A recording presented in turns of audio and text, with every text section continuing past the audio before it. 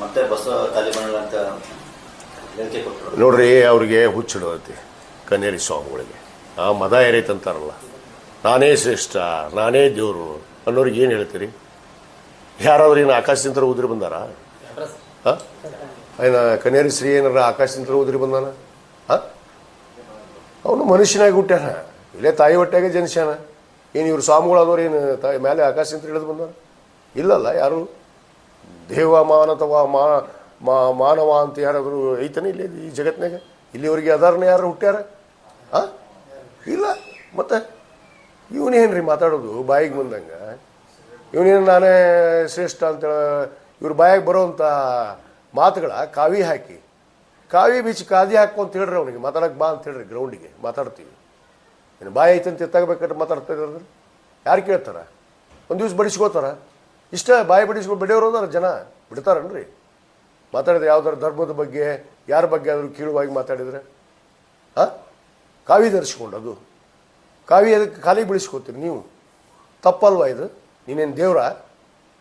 ಜನರನ್ನ ಹಾದಿ ತಪ್ಪಿಸಕತ್ತಿಲ್ಲ, ನೀನು ಬೆಂಕಿ ಹಚ್ಚೋ ಕೆಲಸ ಮಾಡಕತ್ತಿಲ್ಲ ರಾಷ್ಟ್ರದಲ್ಲಿ. ಈ ರಾಷ್ಟ್ರ ಬೇಡಂದ್ರೆ ಹೋರಿ ನೀವು, ರಾಷ್ಟ್ರ ಕಟ್ಕೊಂಡು ಯಾವ್ದು ಬೇಕದು. ಸನಾತನ ಧರ್ಮರ ಹೋಗ್ರಿ, ಮನುಸ್ಮೃತಿಗರ ಹೋಗ್ರಿ, ಏನು ಯಾವುದರ ಧರ್ಮ ಕಟ್ಕೊಂಡು ಹೋಗ್ರಿ, ಪ್ರತ್ಯೇಕ ಮಾಡ್ಕೊಂಬಿಡ್ರಿ. ಇಲ್ಲಿ ಕಾವಿ ಹಾಕೊಳ್ಳೋದು, ಬಾಯಿಗೆ ಬಂದಂಗೆ ಮಾತಾಡೋದು ಯಾರೂ ಕೇಳಾಗಿಲ್ಲ. ಈ ಕನ್ನೇರಿ ಶ್ರೀಗಳನ್ನು ಒಂದು ದಿವ್ಸ ನೋಡಕತ್ರಿ, ಏನಾಗುತ್ತೆ? ಜನರು ಏನು ತೀರ್ಮಾನ ಮಾಡ್ತಾರೆ ಮಾಡ್ತಾರೆ. ಇನ್ನು ಜಾಲನ ಐತಿ ದೇಶದಾಗ. ಇವತ್ತಲ್ಲ, ಸ್ವಾತಂತ್ರ್ಯ ಪೂರ್ವದಲ್ಲಿ ಇತ್ತು, ಇವತ್ತುವರೆಗೂ ಐತಿ ಜೀವಂತ. ಏನು ಈ RSS, ಈ ಹಿಂದುತ್ವ, ಈ ಸನಾತನ ಧರ್ಮ, ಮನುಸ್ಮೃತಿ, ಇವೆಲ್ಲ ಒಂದು ದೊಡ್ಡ ಜಾಲ ಇದು. ಅದು ಅಲ್ಲಿ ಪಾಪ ಪವಿತ್ರವಾದ ಆ ಸಿದ್ದೇಶ್ವರ ಸ್ವಾಮಿಗಳು ಎಷ್ಟು ಸರಳ ವ್ಯಕ್ತಿ, ಸಜ್ಜನ ವ್ಯಕ್ತಿ, ಮಾನವೀಯತೆಯನ್ನು ಹೆಂಗೆ, ಮಾನವೀಯತೆಯ ಮೌಲ್ಯಗಳೇನು ಅನ್ನೋದನ್ನು ಜಗತ್ತಿಗೆ ತೋರಿಸಿದಂಥ ಮನುಷ್ಯರು. ಅಂಥ ಒಂದು ಪವಿತ್ರವಾದ ಜಾಗಕ್ಕೆ ಹೋಗಿ ಇಂಥ ಯಾವುದೋ ಒಂದು ಬೀದಿಯಲ್ಲಿ ಹೋದ್ರುವಂಥ ನಾಯಿನ ಕುಂದ್ರಿಸಿದ್ರೆ ಏನಾಗತ್ತೆ ರೀ? ಅದೇ ಹೇಳ್ತಾರಲ್ಲ, ಎದರ ಮೇಲೆ ಏನೋ ಒಯ್ದು ಕುಂದ್ರಿಸಿದ್ರೆ ಏನೋ ಮಾಡಿತ್ತಂಥದ್ದು.